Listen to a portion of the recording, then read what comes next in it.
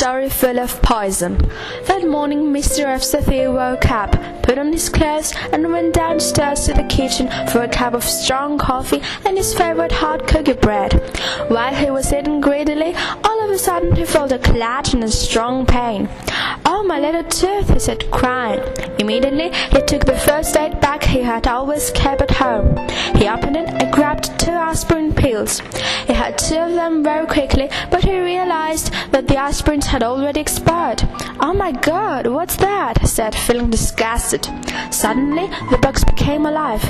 "Maybe I had too much coffee," he thought. "No, it isn't because of the coffee. I'm alive and my name is Farmax Farmakopinu," onto the box. "What's going on?" was the only thing Mr. F. could mutter. Farmax told him, "I came to change your life." Within a few seconds they were both flying. Their first stop was at a waste place full of rubbish, including medicine. "Please take a careful look," said Farmax, and took a pill. "Do you know what these red things are?" asked. "These are substances in medicine, and if they are free in the environment, they become dangerous." Although Mr. F. didn't mind, Farmax went on. It showed him how those substances could be absorbed by the soil and pollute the underground water. "As you can see, they are in the dam now. The polluted water runs down to the sea." "So what? The sea is far away from me," told Mr. F.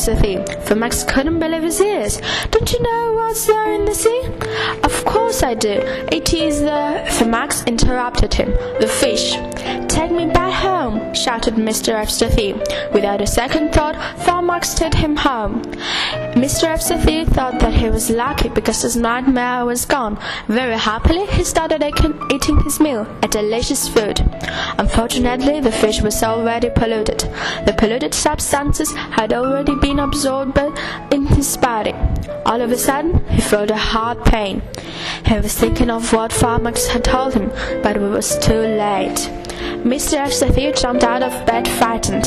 Thank God it was just a nightmare. Very quickly, he grabbed the expired medicine and got out of the house running. He looked for the medicine's recycle bin, but he couldn't find anything like that. It was then that he realized why Farmax had visited him. He had a mission, a very important and significant mission. Since then, Mr. F. hasn't given up.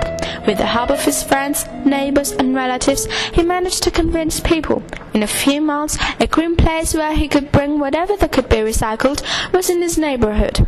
Now, the medicine recycle is a reality.